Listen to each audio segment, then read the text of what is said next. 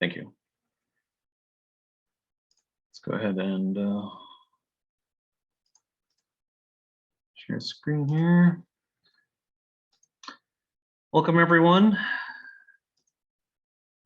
to the LPO meeting for September 21st, 2022. Really quickly, like to do a roll call to make sure who's here. The secretary could call off the members of the board.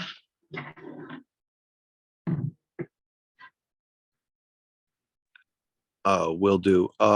Real fast, can I get for my notes the person with stoned philosopher as their name to put their real name in the chat so that I can mark you present? I don't know who you are. I'm sorry. No problem. I didn't realize it threw me in as that. Appreciate it. It's just to reflect in the minutes. All right. So for board, Timothy Perkins isn't here. Will Hobson Here. Kenny's absent. Secretary Taylor Ricky's here. William Johnson Jr. I'm here. Peter Vandenberg.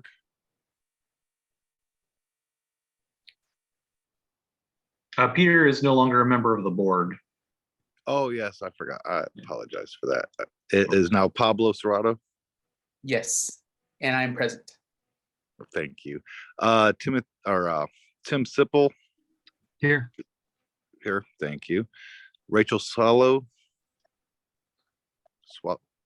Here. Thank you. Kyle's no longer on the board, and I don't think I'm missing anyone, am I?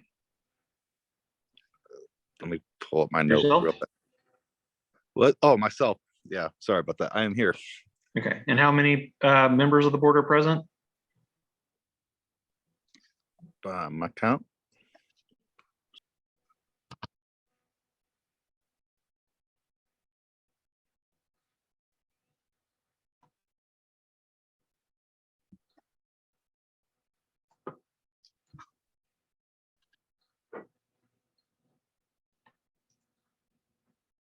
Sorry, I'm letting people in. Outside count. I believe that's should be 6. Or no, William, did you already call for William Johnson? You did, and I'm Okay. still present. Okay. Got LJ here as well.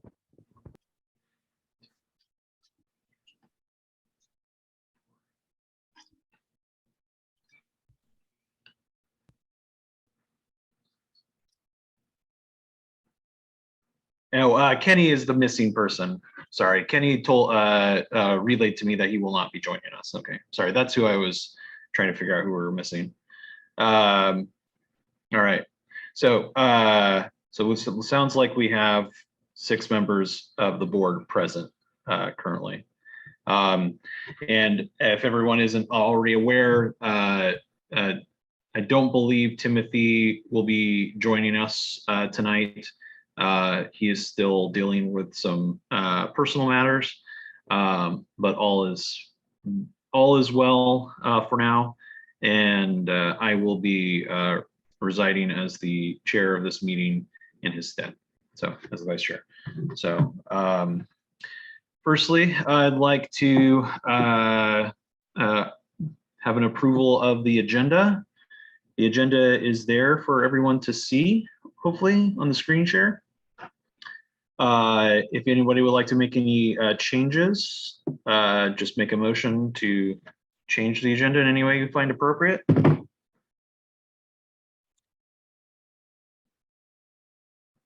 Do these need a second?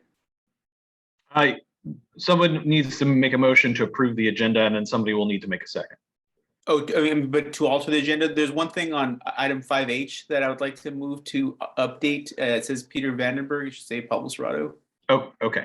Yes. Is Peter, have you resigned from that committee, or are you just no longer the chair?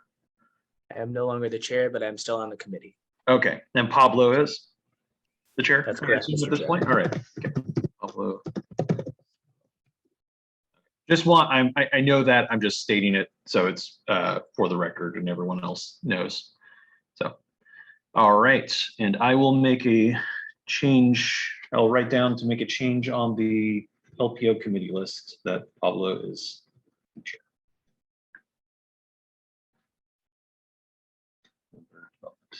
All right, any other changes? If someone would like to make a motion to approve the agenda, it would be well taken, as it said. I'll move to approve. Who is that? LJ? LJ, you're not a voting member of the board, but I appreciate the sentiment. We need a board member to make a motion. I move I to thought I could approve make the motion. agenda. Okay, Willie Johnson approves. I do hear- second. Okay, without objection, I'm going to approve the agenda. Agenda is approved. Then we move to approval of the minutes. The minutes are not quite ready yet, but they are, I think, most of the way. So I think we'll hold off on approval of the minutes until the next meeting if there isn't any objection to that. Then that would be the August minutes. So then you're going to need to change that agenda item, right?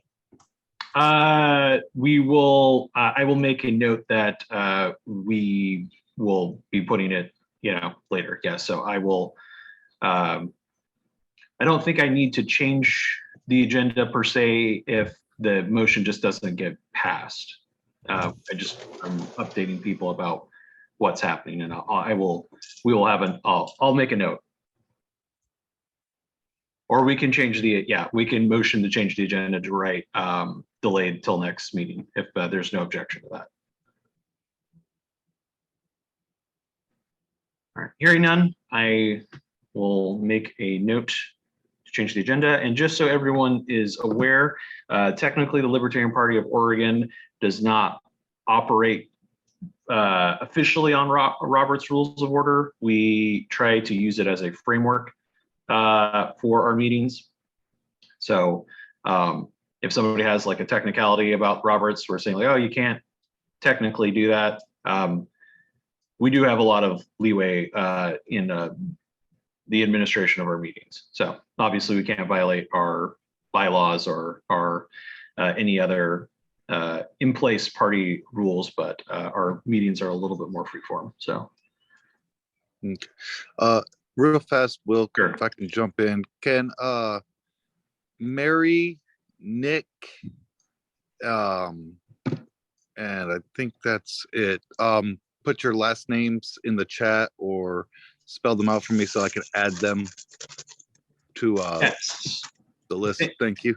Thank you, Taylor. Yes, please, if you are an observer and participating, it helps the secretary, Taylor Rickey, make great notes for our meeting, our minutes, so that we can know who was attending these meetings. And this information helps our party immensely. So if you could be so kind as to drop your full name in the chat, that would be appreciated. Thank you very much. Also, hello, Nick. Okay, so we're gonna put that off till next month. Open forum, any observers may speak on any agenda item. If you could, since we have a decent amount of people in the meeting tonight, I'm going to jump out of screen share for a second. But if you want to raise your hand, and then we can go that way. Does anybody have anything to speak on? We can also do it at the end, but we'll be a lot more tired by then. Go ahead, LJ. Yeah, maybe I'm mistaken, but I thought I just wasn't a voting member. I thought I could make a motion. Can you go ahead and speak up a little louder? I can't quite hear you. Sorry, I was under the impression that I just wasn't a voting member. I thought I could make motions. I believe motions are reserved for the members of the board, if I'm not mistaken. At least traditionally that's been the thing. You can suggest something and then we can move on it to But yeah, I believe that's the case. And I apologize. I am the vice chair. I don't usually do this. My command of Roberts isn't what Timothy's is, but I believe that that is the case. But you can suggest a motion. You can definitely speak up and say like, hey, can someone on the board make a motion? And then someone can officially put in that motion. Got you. So the campaigns committee chair is not on the board. Yeah. Not on the board of, not a voting member of the board of directors, no. No, but you are a member, the chair of that committee. And you're definitely, your opinion would be valuable. Thanks for the clarity, buddy. No problem. Does anybody else have anything to speak on before we move to reports?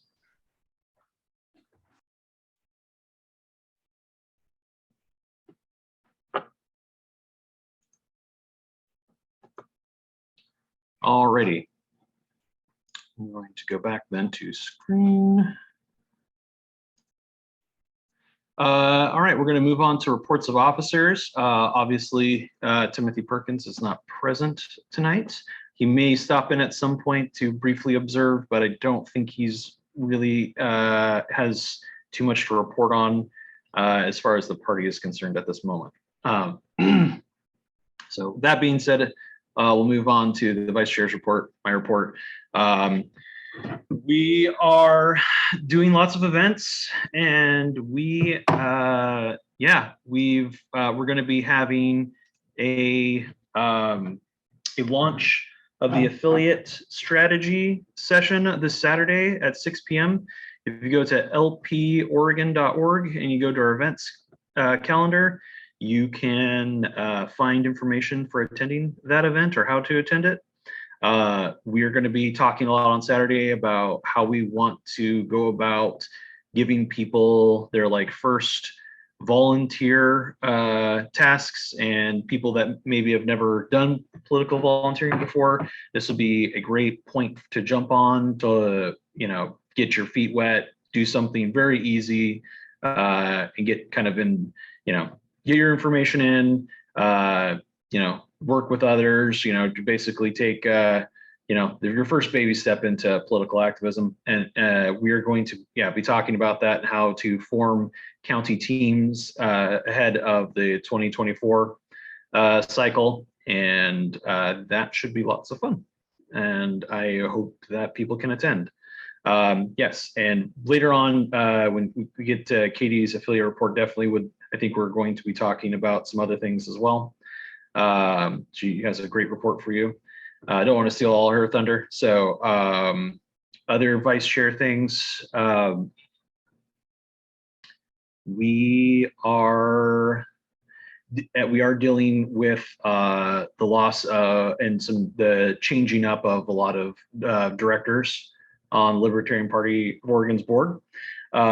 We are, I think, handling it pretty well. We're trying to fill in those leadership gaps as quickly as possible, but definitely would ask that anybody who is interested in taking a leadership role at anywhere in the party, doesn't have to be on the Libertarian Party board of directors, but if you see a place where you can chip in and step up, we'd love it.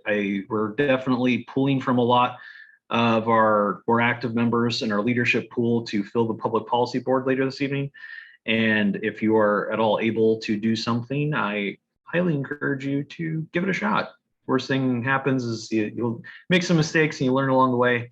And yeah, we'd really appreciate more people trying to help build the infrastructure for our party, just because we are a little bit behind other state affiliates, unfortunately. So we'd like to get up to the place where they are. Other than that, I guess I'll take questions if anybody has anything. We have a couple different things to go over later this evening, but does anybody have any questions for me? I do. Sure, go ahead. I'm Lewis Brown. I'm in Yamhill County. I'm new to all this.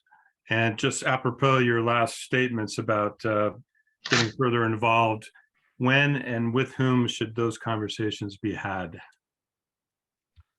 You can definitely reach out to us. Right now, reaching out to the chair is not a great idea until he gets back in the swing of things. So if you want to reach out to me on an official capacity, you can email me at will.hobson@lporegon.org, and I will drop that in the chat. No, I have all your contact info. Thank you. Okay, I'm gonna do it for anyone else though that maybe doesn't know how to contact me directly. But yes, if you would like to reach out, we can definitely discuss anything on there that regards the party business. And yeah, there's definitely we have, you know, kind of we're kind of holding it together as a state board right now. We have, I think, what we need. We have what we need for the public policy board, but definitely this Saturday, major discussion will be asking people to step up leadership positions in their individual counties and help form their county groups. As definitely the next big task of building out the Libertarian Party of Oregon is to create that next county level layer of the party. So, but there's other things you could do too. You know, if you feel called to do work on issues or some other, or, you know, directly work on campaigns, there's a plethora of things to do. There's definitely no shortage of work to be done. And if you have any questions on what you'd like to do, definitely feel free to reach out to me via email. Does anyone else have any other questions?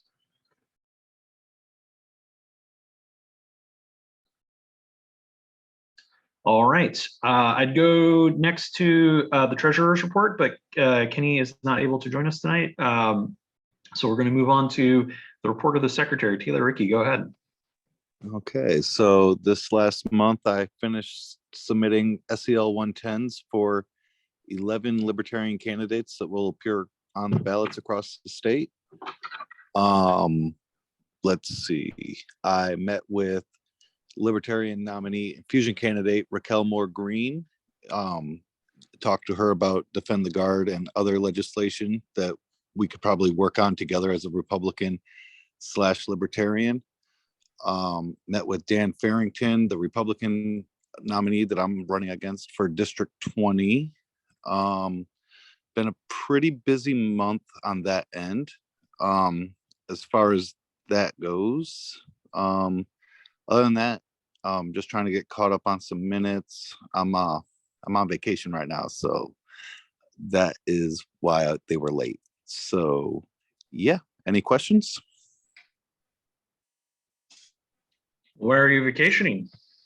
I am actually at the hotel where we're looking at for the convention in Newport right now. So Oh, wow, that's hardly a vacation. You're still doing party business. You're scouting out our convention venues for us. Thank you. it's nice. That hot tub was real nice. So just FYI. All right, guys. Any other questions?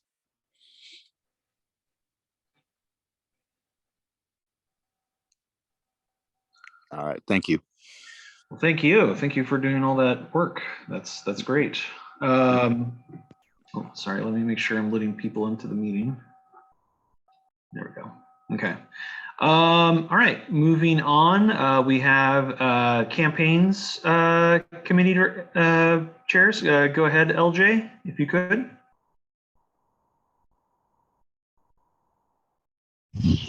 Yeah, I was actually fortunate enough to be able to help out a little bit at the beginnings of the Newton for Oregon campaign. So that was going pretty well, getting everything, you know, a little basic rundown of OrStar and all that.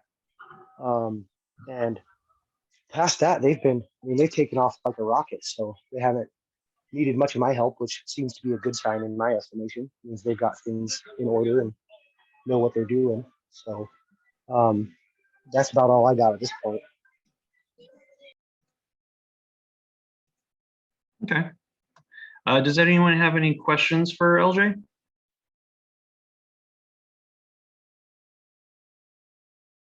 All right. Yeah, Sorry, go ahead. Sorry, I got one, LJ. So I turned in all the SEL 110s and I reached out to John Newton and I never heard anything back. He said his campaign manager was taking care of it. Do you know if one was submitted to him? I didn't go back and double check Orstar, but does he have one in yet, or do you know for certain? Last I heard was the same as you, but I can reach out to him tomorrow and see if I can't get any further information. If you want to shoot me your contacts in the chat. Yeah, I appreciate that. I reached out to him. He said his campaign manager was handling all of it, and so I haven't checked. I guess I could look up Orstar too. So, If I may, Mr. Chair, I'm on the Newton campaign and we are having a problem with that. I understand that the SEL 110 form was for state races, whereas Newton's running for US Senate. So we're not sure if the proper form was submitted. I think Michelle's looking into it. Do you know what form is supposed to be submitted for that race? don't. I thought SELs were for all candidates on the Oregon ballot, but I forgot he's for state senates or for senators. So good question. I'll check into that. It is the same. So any Oregon candidate needs to fill in an SEL if he's on the Oregon ballot, regardless of. Okay, so Whether that it's was a- submitted. Thanks, Katie. Okay. So 12 candidates are on the ballot. I've had some trouble like signing on to his campaign as treasurer. So we're trying to figure out what's going on. So I might reach out to Taylor and LG after this. Thanks. I will say though, I think Timothy has a little more information on that too, and I'd reach out to him directly. I think he that is kind of the issue right now, is that we don't have quite as much institutional knowledge on the board now as we used to. So with the absence of Kyle and Timothy, so reaching out to our older, more experienced board members is probably in order. So. All right, any other questions for LJ?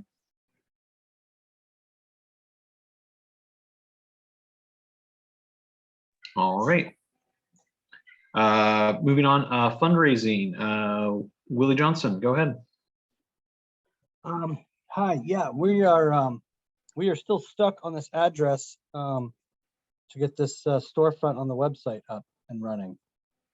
And again, we don't, the elder members here, I don't know who to lean on to get an address, a physical address. So the address, you need a physical mailing address to register a payment processor, right? Exactly. And the PO box isn't acceptable, right? That's what I'm understanding. So is it theoretically possible that a member of the board could offer their address to allow for this to happen? I would think so. Okay. I would say, yeah, Okay. from what I understand. Pablo would correct me if I'm wrong here. Yeah, I don't know the answer to that, but something we should probably look into. I worry about compliance in terms of whose address we use. So that's definitely something I would be open to volunteering my address if that's allowed. I need clarification on rules here. If that is a possible fix, then thank you, Pablo. That is appreciated. Eric, go ahead. I'll have to find it, but there is a legal, it's a fictitious business address. It's legally allowed to be used for credit card processing. It's actually used, I use it currently for my company on the retail side. Okay. And it deals with shell corporations and purpose shielding and all that stuff. So let me just double check in the morning on that, and I'll email it to you in the morning. Yeah, could you email it to Pablo? Could you, or are you and Pablo speaking right now on emails, or? No, not yet, but I think I Okay. saw his email up above and I grabbed it. Yeah, I guess if you could send an email to Pablo and to William Johnson, and maybe you guys can work together and come up with a solution for that, that'd be great. If you guys want to go ahead and exchange emails, or I can also copy you all three on an email after this meeting, and then we guys can have a convo and figure that out. Does this sound good? Yeah. Yeah, that would be great. Yeah, and Eric, we're just on the 5-yard line here. We just need to run it in and figure out how to take the money and let's go. So, Okay, I will do that after this meeting. I will, I think I have your email, right, Eric? Yes, you have it. Okay, great, sorry. I will forward an email to all three. And we'll get that taken care of. Anything else to report on the fundraising front? nope, I think we just got to get this storefront up and we'll move on from there. Yes, we should. All right. Sorry about that. Oh, it's me next. So public relations report. I am very excited to have a fully operational public policy board that I can be a non-voting member of and help with, as I do see public relations being a pretty major part of distributing, kind of the libertarian ethos and, ideas. I look forward to being a non-voting member on there and advising and taking some of the direction of the public policy board, helping move that forward. Other than that, in my capacity, I guess, as a libertarian, I did go to a very last minute political-esque event. There was a concert for Roger Waters in Portland the other weekend, and I did go and attend that meeting with some very politically active anti-war and anti-war and free Julian Assange people. And I guess I have to say I didn't do that as a member of the board. I did that as my own personal capacity. But that was a really great event. I got to do some networking, enjoyed that immensely. I have been doing a lot of events. I have now started, in my personal capacity, I've started a podcast for the Oregon Libertarian Party. The Oregon Libertarian, not the Oregon Libertarian Party, I am calling it the Oregon Libertarian Podcast. That's my own personal project, and again, everything said on that podcast is not, in no way is a representation of the opinions of the board. I have to keep saying this because I can't steer this as the board taking any kind of a policy position. That's what the policy board is for. But yeah, there's been a lot of outreach done, and I'm going to be hosting some more in-person events, and we're going to be getting people excited and doing stuff and enjoying being in the party. Does anyone have any questions for me? I got a question. Who's speaking? I'm just curious. LJ. Okay, sorry, it didn't pop up on LJ, sorry. Go ahead. No problem. I've been trying to organize an event over here, so I'm not sure if it'd be more in the lane of fundraising or public relations, but I'm trying to organize some kind of event over here for the LPO to address a homelessness issue that is particularly affecting the Union County area, but also it's a statewide issue. So I was wondering if we might be interested in having you involved in something like that. Yeah, potentially. Definitely want to keep the calendar open for any county level events. And honestly, that's a major part of what I think Saturday is going to be about, is kind of empowering people to, take an active hand on their counties and form their groups and do events in addition to other things. So yes, if you are interested in advertising for an event that you'd like to put on, feel free to contact me directly with the email that I put in the chat, and we can definitely get something advertised if you like. Excellent. Yeah, I was thinking some kind of speaking event, maybe a gala of sorts, a dinner and like a soiree for the folks that have the money to spend, do some fundraising, do some outreach, all that good stuff, all in one shot. Yeah, sure. Yeah, if you can get that ball rolling, and definitely utilize our communication hubs, on Facebook or Discord, to try to, get people to buy in and be interested in helping out. I know it's going to be pretty big distance to travel, but I mean, if there is something, a really good event being put on, I think people might be willing to travel for that. And definitely we can try to help you recruit locally too, in any capacity that we have available to us. And I would like to do some more events that kind of show, our altruistic side, and voluntarism. So that would be great. I actually have a giant box of old backpacks I was hoping to use for something like that. So Excellent. Well, Yeah. I will be in contact. sounds great. Awesome. Anybody else have any questions?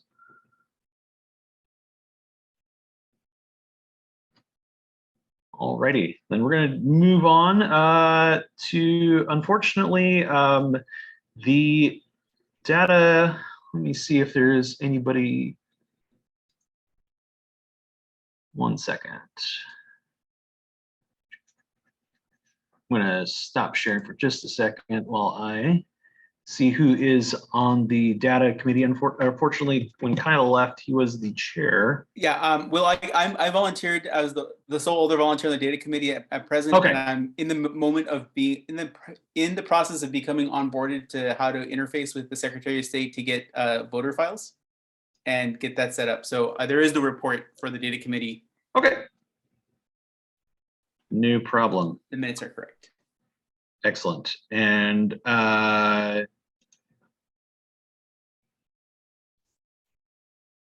yep.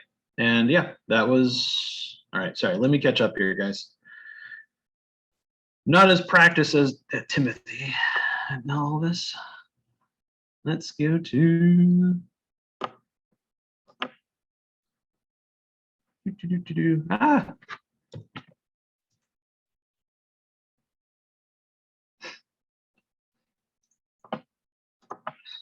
I'm not going to switch windows again. Okay, here we go. All right. Okay, and bylaws is no more. So now that brings us to website. Pablo, go ahead again.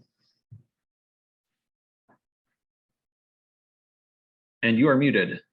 Yeah, I'm trying to find my unmute. So many windows. Okay, so Yeah. my update since we last spoke in August, I've updated the bylaws and constitution of the LPO Oregon website to reflect the 2022 bylaws that were approved by our most recent primary election.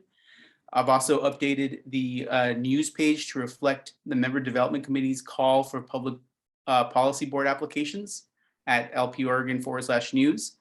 And I'm also prepared a plan to support the public policy board's IT needs with a mail list service and updates to LPO Oregon /news so that the public policy board's communications can have a home on the internet. One other thing that I've noticed in interacting with members over LPO email is that the lpo.org email domain is overly sensitive. I urge all of our directors to look at their spam folder because there were a few member emails that came to me during this last few weeks that were sent incorrectly to spam. I've typed up my notes here so they can be reflected in the minutes and I put them in the chat. And that is the report for the website committee. Any questions, comments?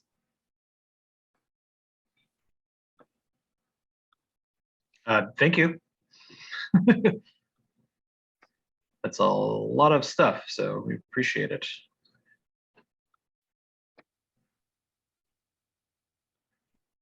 All right.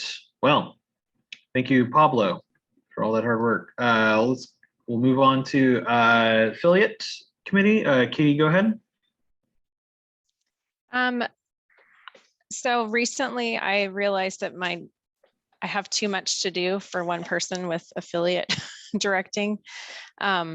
I've been speaking with different people across the state and I'd like to ask, I guess, if it would be possible to kind of have members as part of the affiliate committee who represent different regions of the state so that we can kind of get more done. And I wouldn't have that much responsibility on my own shoulders. So that's maybe something to think about as we come toward this meeting on Saturday. I did have a really great conversation. I met somebody who is from Jackson County, who ran a successful campaign to become a counselor in her township, and talked to her about becoming more active with the party. And she's 8 months pregnant right now. So she said in the future, sometime she'd be happy to do that. But that was a really encouraging conversation. So yeah. And I'm open for questioning. Any questions for Katie? Katie, this is Pablo. If you have a sort of job description or call to action, if you send me a paragraph of what you're looking for volunteers, I can do the same process I use to publicize applications to the Public Policy Board and Okay. make sure that we get volunteers. We have a lot of people in Oregon that are eager to help, and as we're about to talk about later. But so I think there would be folks, if they heard your message, would reply. Okay. I guess I would just like to ask Katie if would there be a good time maybe we can have like an open, almost like an open house or like an open committee meeting where we could invite people before Saturday to come that are interested. I could create before this meeting ends, I could create a Zoom link for such a meeting if you're able to. Do you know if you have any time between now and Saturday to have something like that? Let me think about that and get back to you, and I'll put it in the chat window. Okay. Okay, great. All right. Yeah. And then we can, I can advertise that, and we can bring some people in that are maybe curious, have questions, and if they want to, we can rope them in. So. Okay. Excellent. Yes. Yeah, we will have an awesome affiliate strategy launch on Saturday, and I am looking forward to it. Let's get our county parties started. All right, and now it's LJ. Oh, I go just ahead, have one LJ. question for Katie real quick. If you could get me that same material, we've got a university right here in town, the Eastern Oregon University, and a lot of those university kids are really eager to volunteer in something meaningful, to be a part of something like this. Yeah. So I can hand that out over there. Yeah, I'll put something together and try to have it by the end of the meeting, and then maybe I'll do a Google Doc. That's my goal. And then put a link in the chat. Okay. Excellent.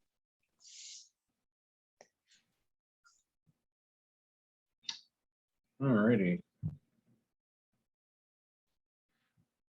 Okay, well, moving on, member development. Go ahead, Pablo. Hello again. I have just 2 bullets in terms of updates I'll drop in the notes from last time. As part of the member development committee role, I marketed the Public Policy Board call to action, call for volunteers to develop our members into Public Policy Board members by creating the communication and pushing it out on our website, Discord, and Facebook. And I also accepted and managed the application process. And if I hear one follow-up on that, I think would be to help Katie do something similar to stand up a larger affiliate committee. So I'm going to make note of that in terms of a next action for me. But any questions? If not, back to you, Will. Oh, if I may, not so much a question, but for member development, we did have a LPO barbecue at my house in Milwaukee. That was super fun. Thank you to everybody that attended. A lot of you are here. I believe we raised, I don't know exactly what the online donations were, but I think I collected about $140 in cash, which I still need to get to the treasurer. But yeah, successful event. So we'll try to do one again next summer. Excellent. Yes, I also attended, and that was a great time. Thank you, Peter. Love to have more of those. Maybe I'll throw something too soon. Alrighty, special orders. I don't believe we have any special orders that I'm aware of. So we'll go to unfinished and new business. So the Public Policy Board appointments. And to be honest, I haven't ever just filled out a whole new Public Policy Board before. I'm going to move us over briefly. I'm going to stop sharing and then I'm going to share something else. The rules for the Public Policy Board. Hold on one second.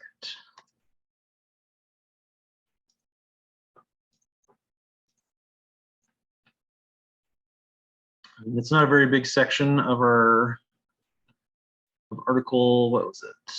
Article 6. But yeah, hopefully everyone who was interested in the Public Policy Board read this and understands it.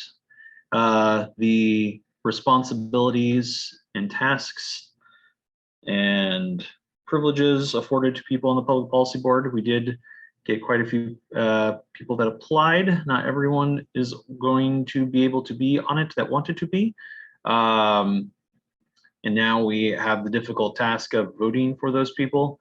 I do want to let people know that this is a one-time appointment by the board, Libertarian Party of Oregon, to the Public Policy Board. Ever after this, we will have elections for the Public Policy Board.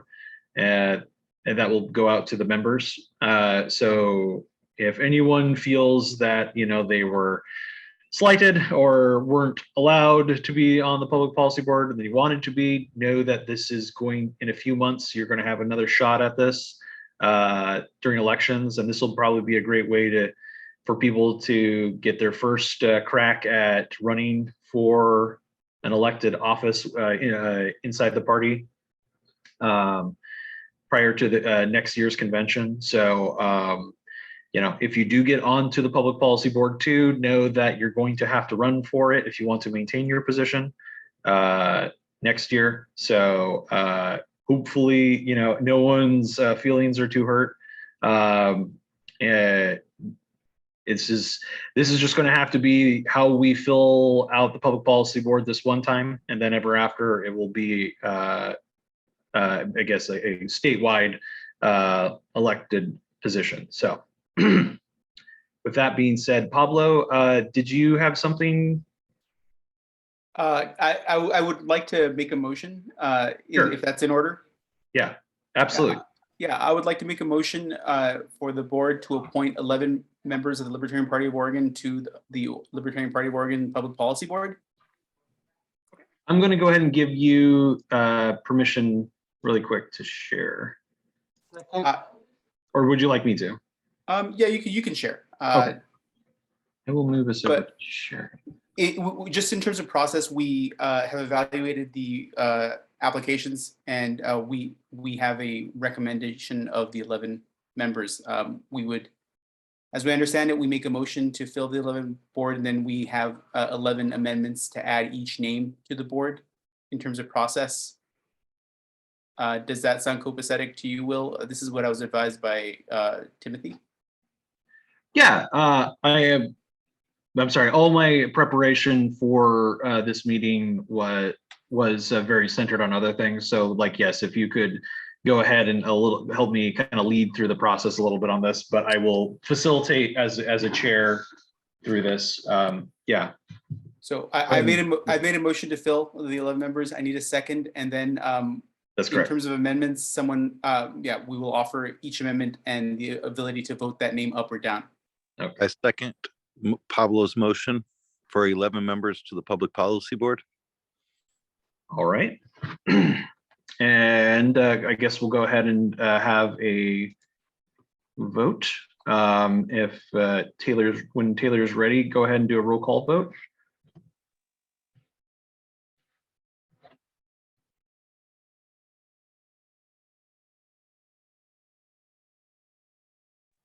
All right, roll call vote for Pablo's motion to add 11 members to the Public Policy Board. Rachel Solo, how do you vote?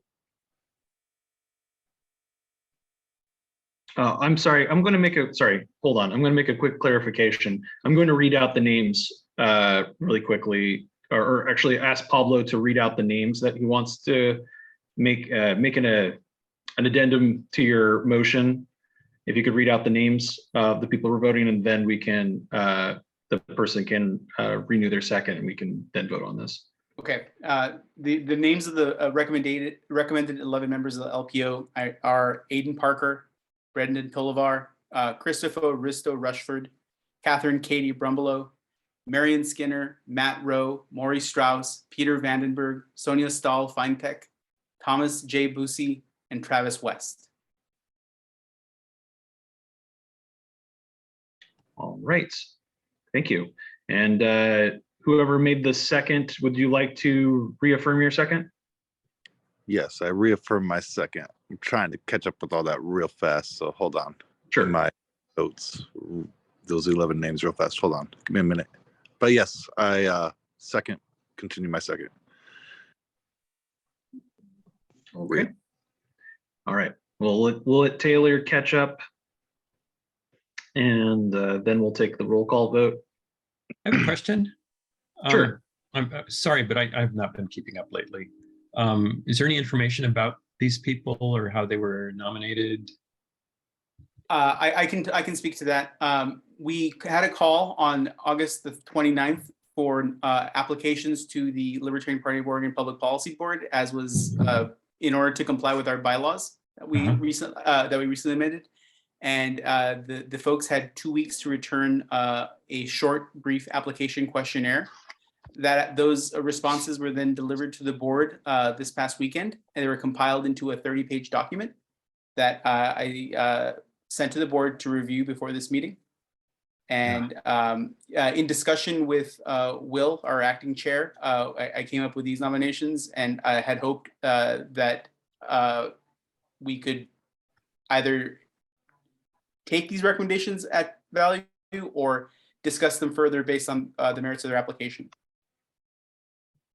Okay, thanks. Apologize for being behind on it. You have a lot of things going on, Tim. I totally sympathize.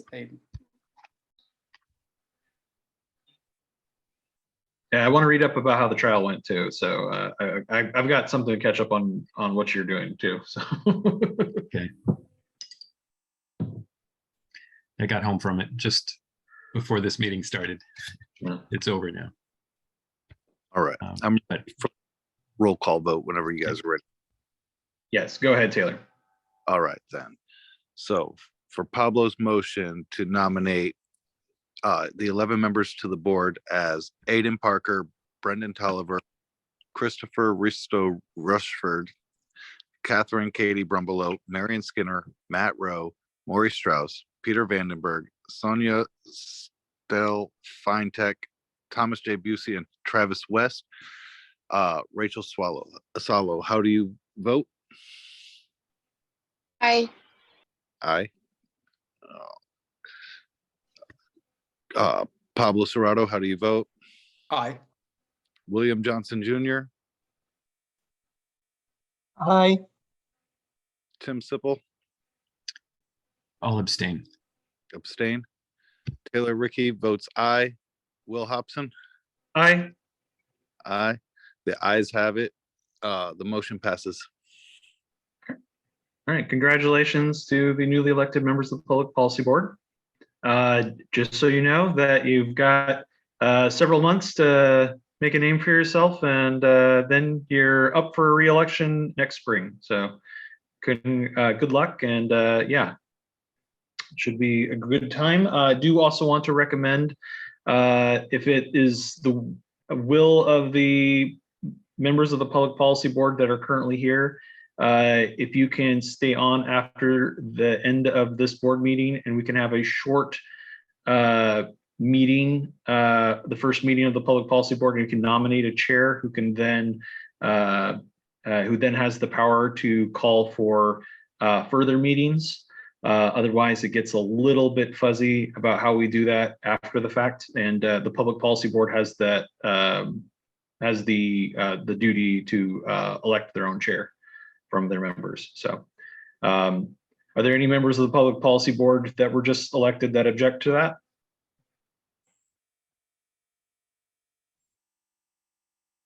I assume there are several here tonight.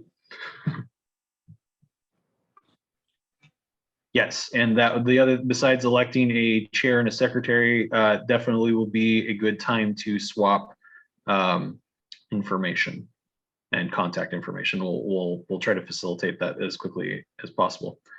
You will all be added to a Google listserv. I'm emailing you now with that information. So by the end of this meeting, you'll be part of that listserv. Excellent. All right. So that's taken care of. Okay, great. So now we're going to move on. And just want to actually I'm going to jump back really quick here.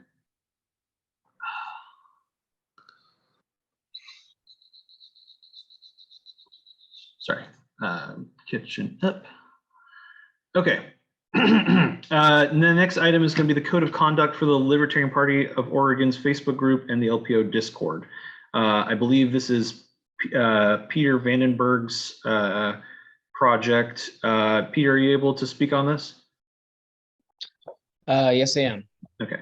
So, Did you have the document up that you could share, or are you able to do that? Or yeah, let me just grab it real quick. Okay, I've got it here. all right, I'm going to give you sharing ability. Or I'm sorry, one second. So you may already have.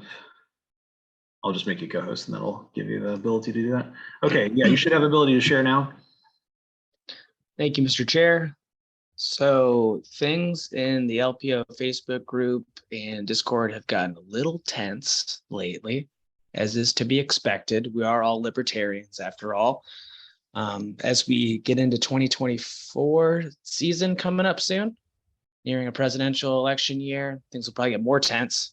So this is my proposal of something we could use to kind of all agree on. My expectation was that the board, if they like this, could either pass it or we could table it and make some changes to it. But I'm just gonna maybe zoom out a little bit. Can everybody read this okay? I can personally. All right. So let me know when you want me to scroll down. It's probably about now. It's not that long. So also open to questions about why I chose specific language. If anyone has opinions about things that should be added or removed. Wait a minute, I'm just a little confused about what we're trying to do. We're trying to regulate our Facebook? We're trying to implement some standards of behavior in as far as the discussion goes. Like if we're trying to be a cohesive political unit, we're suggesting that having some level of decorum on our communication hubs, where we're talking internally and coordinating, would help instead of the kind of I'm trying to think of the stereotype of us always being kind of an infighting party. I think comes from maybe not having a basic level of respect sometimes for one another, that we could extend to each other when we're all working really hard on on similar goals. I think it's important that we have some idea of like what's expected in our internal communication groups. If we're like, if two party members want to have a very public, visceral exchange, there's really not anything we can do. But if people that are going to go to the effort and time of moderating and keeping up the these internal communication hubs like Discord and LPO Facebook group if we're going to go to that effort, we need some help from the people that are on there to not make our job more difficult. So if people have a problem with that, you can definitely voice your opinion right now. I think at the very, very least, we need to have more of a basic level of respect for each other if we're going to start accomplishing large goals and working in tandem on, statewide, on a statewide level. So. I understand that. And I haven't been on Discord and Facebook to see all this BS that's going on, but I've seen Facebook in the past, and I understand what goes on, but I don't know, it seems like the libertarians are trying to govern the libertarians, and that doesn't sit well with me. I'm an anarchist. Sure. That just doesn't feel right. And yeah, I mean, I get it. BS and on Facebook and jackwagons are going to be jackwagons. Is this going to stop them? You know, do gun laws work? That's sure stopped murder, right? All gun laws stopped all the murder and gun murder in the world. I don't know. That's my 2 cents on it, you know, but I was just sitting there shocked thinking that we're going to govern ourselves on a shitty, excuse me, social networking thing. Anyway. Okay. Yeah, no, that's my fine. 2 cents. Sorry, I just. No, that's fine. I want to get people's opinions on this. It sounds status to me. I also would like to sort of propose to the body that they make a liberal use of the block button. A lot of people, we have to assume that people are going to engage in good faith arguments. I don't see a lot of that happening in Facebook groups or Discord or social media in general. So I strongly advocate blocking people who are not engaging in good faith discussions. And but I also think that, you know, all great relationships are governed by the golden rule. This document that Peter wrote is basically that for the social media world. Okay. But do we need it?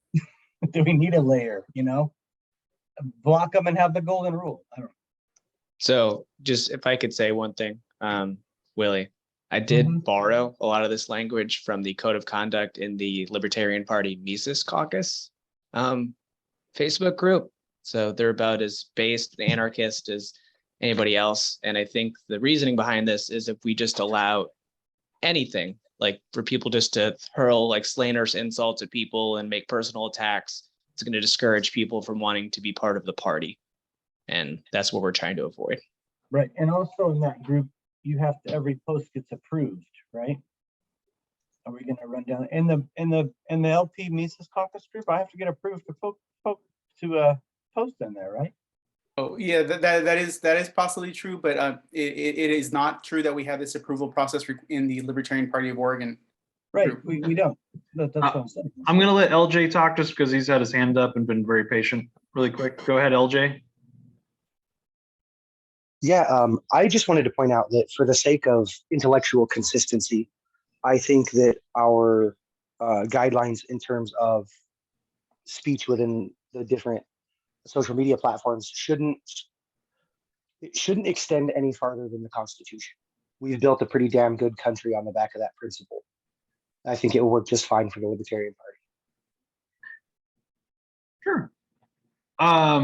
I guess my counter to that would be that in these internal communication groups where the goal is to work harmoniously with each other and to coordinate on projects and not to scream at each other and call each other names, like that is not the purpose for these internal communication groups. Makes our job immensely harder. And if you want to do that, we're not even saying that you can't do that on your own accounts, like, or in your own private groups, or, you know, if you want to say that, you know, out in public to each other on your own accounts in public, and you want to get into fights, and, you know, if you really want to engage people, go for it, you know. And we're not saying you can't do that in your own home. You can't like go out and, you know, and basically with your own property, do what you want. But the property of the party, the property where we're trying to get things done, if you're going around saying stuff that is making our job more difficult, and you're intentionally trying to start fights and, you know, cause chaos, you know, we have to have some kind of measure. Like if somebody started posting, you know, some really horrible content or something, you know, something really graphic, use your imagination, on the Libertarian Party of Oregon, are we just going to say, well, that's just free speech here? Like they get to take over, one person gets to decide that everything that they do is okay. Like, I think it's okay for us in our own internal servers to have some rules, just like if there are a group of people that go in and on buying a house and they'd say, well, let's have some specific rules about what can and can't happen in this house. I think that's fine. Nobody outside force who doesn't own that thing is telling them what to do. It's the people that own that thing, bringing in those rules. And again, we're not saying that they can't have these conversations somewhere else or in public. We're not going to ban members. Also, this document enforces when people who have power in these groups can enforce those rules, and gives a predictable way of being like, oh, okay, if you do X and Y, then the moderator can do this thing to you. And then the moderator is kind of controlled, contained. And I think that gives people some reasonable expectations. Sorry, go ahead, Katie.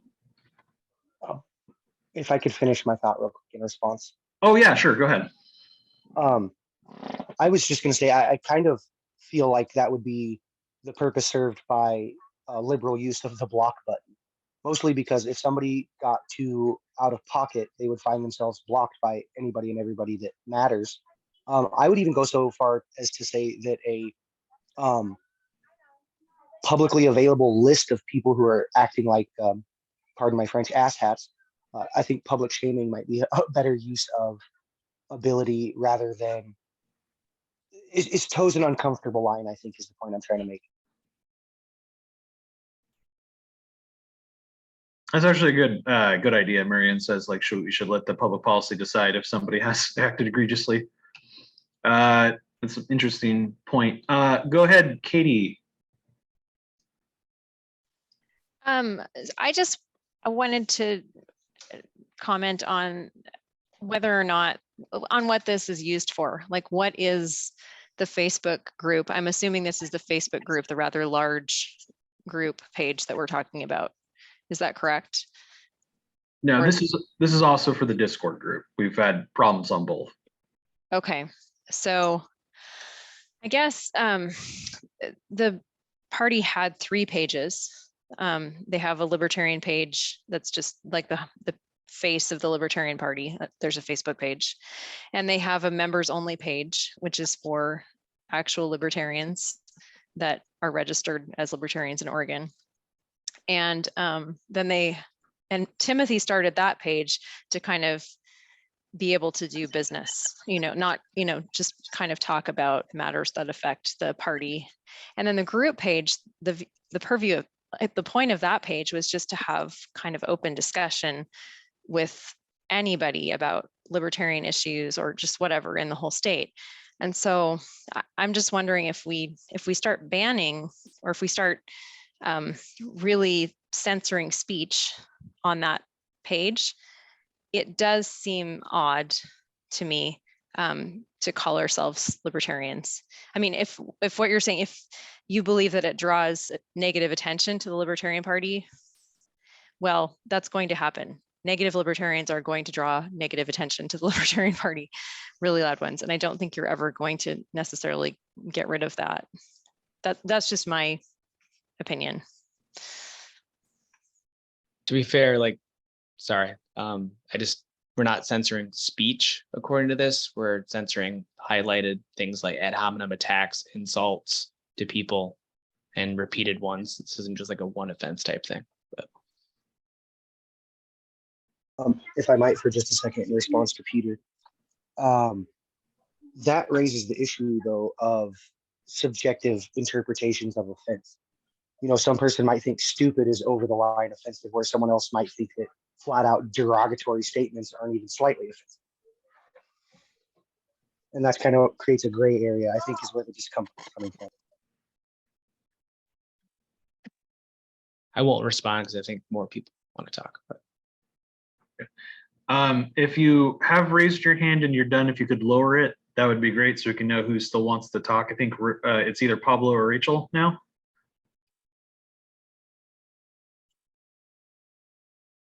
Go ahead, Rachel.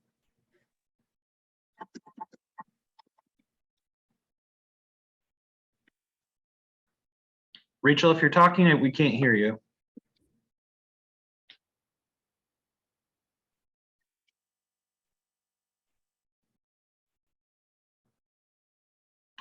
Okay, looks like Rachel's. Can you hear me? Okay, we can hear you now. Yeah. Okay, sorry. I had my earbuds in and I guess it wasn't working. So I think this goes against libertarian principles of freedom of speech. However, I will say that I experienced on the Discord, I experienced a debate that I felt like there was a specific individual that was kind of highlighted all of these things, rude and aggressive, and it did really turn me off to the Discord group, and it caused me to become disengaged. So I can see why, you know, you'd want to put some sort of a policy together to try to minimize that, because it did deter me as a board member. Hold on, honey. Sorry. It did deter me as a board member who's very passionate about libertarian principles and our message from wanting to participate in those conversations. So I will say, although I don't agree with having a specific policy that might censor people, if you will, I do think it's a good idea as libertarians to kind of have this mindset that, you know, we need to treat people with respect. And, you know, if we really want to, you know, attract people to our party, we have to have, you know, our best foot forward and really hear people out and treat people with respect. But I'm kind of going along with the last few comments, you know, where I do feel like this is kind of outside of what our beliefs are. I agree that it does turn people off to wanting to engage, including myself. So that was it. Sorry. Okay, no, that's fine. We all legitimately, I think, want to hear feedback on this, because I think we are torn between our desire to obviously protect free speech, but also have a cohesive political movement that isn't at each other's throats all day. Yes. Yeah. And I felt like in that experience, the debate just got way off. It didn't even feel logical anymore. It was just kind of dumb at that point. And so I eventually just disengaged. But yeah. So thank you. Thank you. Pablo, is your hand raised? Yes, it is. Okay, And I just wanted to sort of say that one of the intents behind this code of conduct is not to censor speech, but to make sure that we can facilitate conflict resolution across and between libertarians. I only recommend blocking people who are not members of the Libertarian Party. The person that I blocked on Facebook was not a member of the Libertarian Party, and I do not see myself working with them as a non-libertarian in any like functional capacity in the near future. So that's kind of a unique one-off event. But I cannot block, you know, Peter or Will and expect to be an effective Libertarian Party of Oregon member. So like, we need to be able to resolve some of the disputes that we are having, and we're having disputes over literal life and death, war and peace. So like everyone who has some objection, I hear you on free speech. I want you to like take a look at the code of conduct and understand that some people don't have the sense of honor or the fear of God that you might. So they're not going to operate in that same sort of like bounds of like humanity golden rule. Okay. All right. I'm going to take one more question just because this one's going on a little while, and I think this is probably something we might table for now. But it's good to like start to have this discussion and maybe start to chew on some of these ideas. Eric, did you want to ask a question? I thought I saw your hand up. I guess less of a, not really a question, more of a statement. I agree with everybody about the First Amendment and things like that. But even the Supreme Court has agreed that in environments like what we are trying to have on the Discord channel and also in the member only Facebook page, that a decorum of some type of standard of how communication and limitations on what we're allowed to say and not say is actually somewhat legal, and not a violation of our First Amendment rights. So simply asking members, hey, let's avoid ad hominems and things like that, is that really necessarily a violation of somebody's amendment rights? Now, I will tell you, I was part of the Lane County meeting and some negative things were said concerning some of these posts and trying to have more of the open First Amendment conversation about it, I felt not very comfortable with that particular group or a member of that group at the time. So it's a two-way street. We just have to kind of keep that in mind this entire time. That's all I was going to say. Yeah, I would definitely, my personal opinion, and I'd like to vote this, is that I would generally like to have wherever we're funneling first-time members be to an area where they would feel the most comfortable and not feel like they're in an environment that has a lot of heavy conflict, but know that there are areas that they could go to maybe where they could engage in heavier conflict with other party members that they wanted to. Maybe, I don't know. I'm just trying to come up with an idea to have a more cohesive party that we can get some stuff done. Some accusations were made at me when I started to, do some things as far as moderation goes. And there are no rules on that. And I thought maybe instituting some rules on myself too would be helpful to give everyone an idea of what to expect. So I'm not accused of being a horrendous authoritarian, which is those are fighting words in the LP. So yeah, I'm trying to come up with a solution to a problem I'm seeing, and I definitely don't want to violate our principles, obviously. Maybe we should chew on this and come back to it later. But I think this is a good conversation to get started. Thank you so much, Peter, for compiling that and making a kind of a rough draft that we can kind of look at and work on. Yes, thank Thanks, you, Will. Peter. I just wanted to affirm that taking this on is good because it needs to be discussed. And so don't feel like just because there's negative feedback on it, that it wasn't a good thing to do. I think it's an excellent thing to do and an excellent point to bring up. And we need to have respect and affirm that. So that's all. I agree with Katie. I just want, for a little bit of clarity, I just want to point out, I think a code of conduct is perfectly tenable. I think it has to be worded in such a way that it can't be subjectively misconstrued and weaponized against her. Okay. Yep, those are all good things. Yeah, let's post that in the Facebook and the Discord if we can, and maybe get some discussions going on that. And yeah, hopefully they'll be civil. All right, I'm going to reshare the agenda. Oh, what am I doing here? I'm going to reshare the agenda. We are almost at the finish line, everyone. All right, moving on to the next item, 2023 LPO Convention Committee. I believe we are in a holding pattern right now, waiting to get some more information from Timothy, who is unfortunately not with us right now.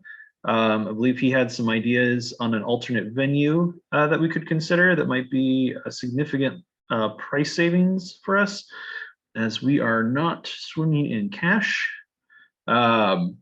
So I will try to ask Timothy about that, and we will try to get another LPO Convention Committee meeting planned after we have that information. We'll try to nail down a place, but I wanted to let everyone know that as of right now, according to the assurances of some members of the party, that the Agate Beach location that was being considered is essentially being held for us by a good faith agreement to maybe give us a little extra time to wait on it. So I know that time isn't unlimited, but just so you know, we do have several people working on it, figuring out a good location, and we should have I would hope, a fantastic convention next spring.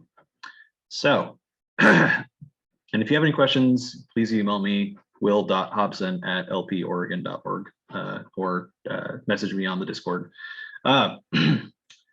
That being said, now we're back at open forum. So if anybody wants to speak on anything, go ahead. If you could make it not too long, just so we can have enough time to have the very first quick meeting of the Public Policy Board, so they can elect their leadership and we can get everyone off and on their way tonight. So go. Looks like Tom's first. So go ahead, Tom.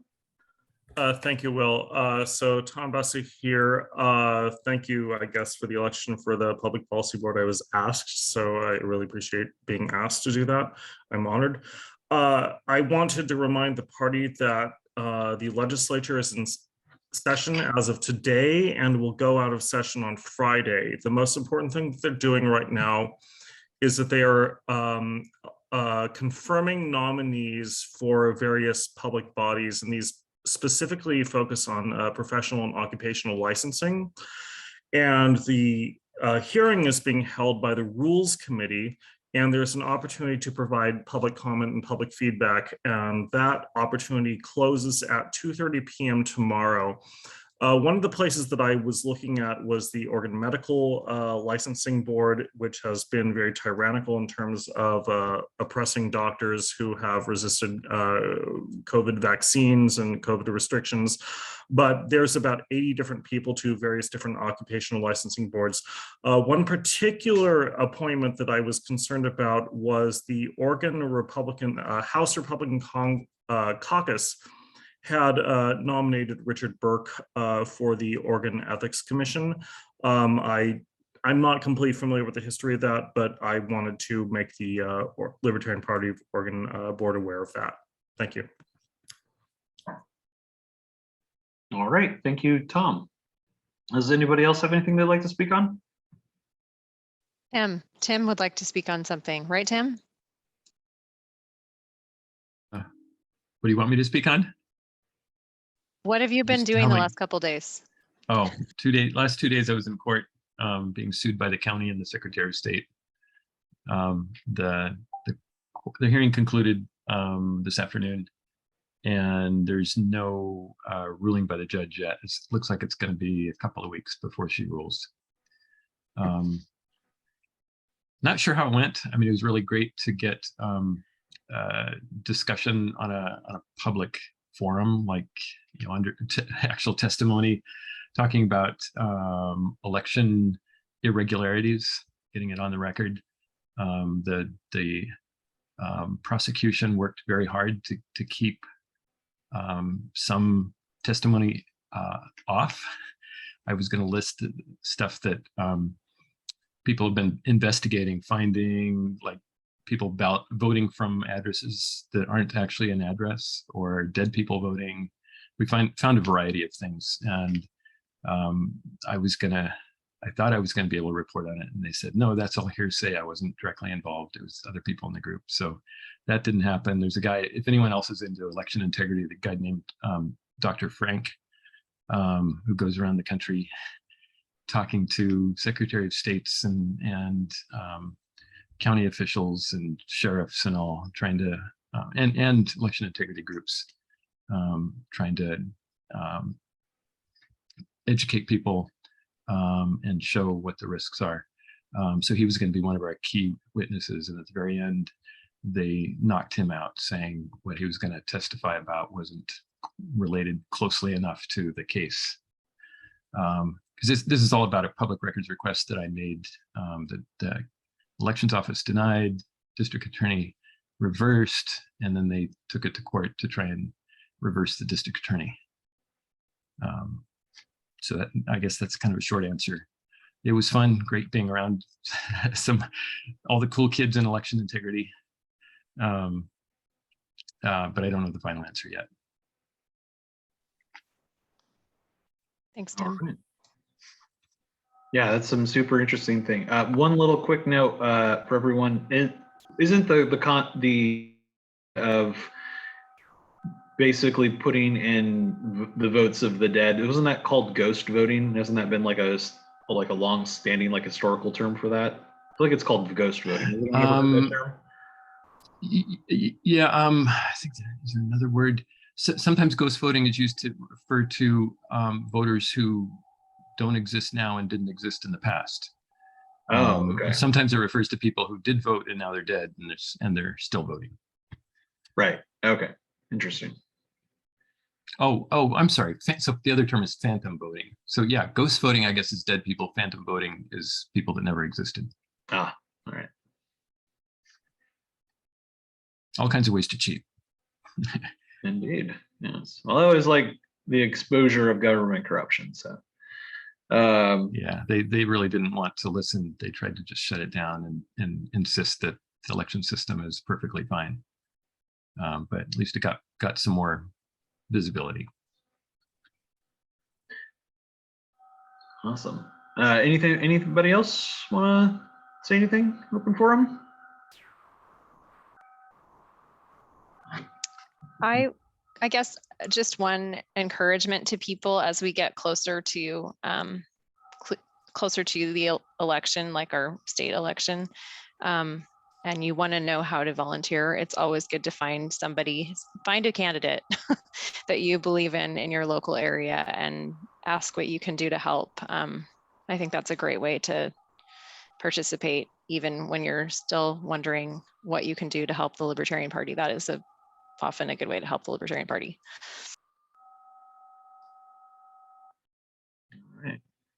Oh, yes. Well, one thing I would like to take this moment to promote Shira Newman's website. Shira Newman is running for state senate in District 42 or in the Oregon State Legislature.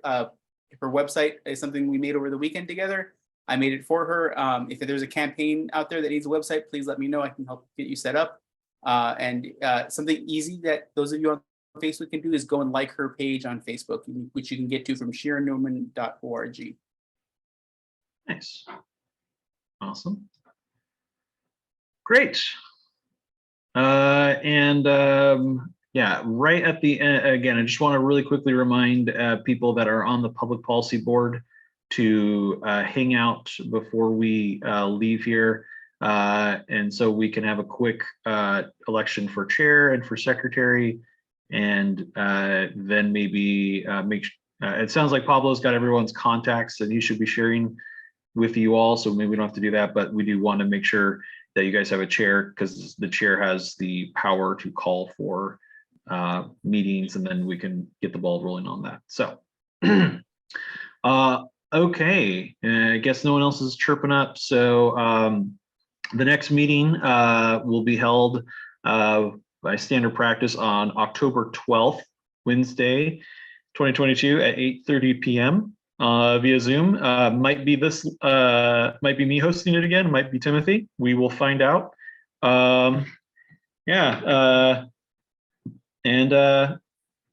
If no board members have any objection to that, I'll go ahead and close the meeting.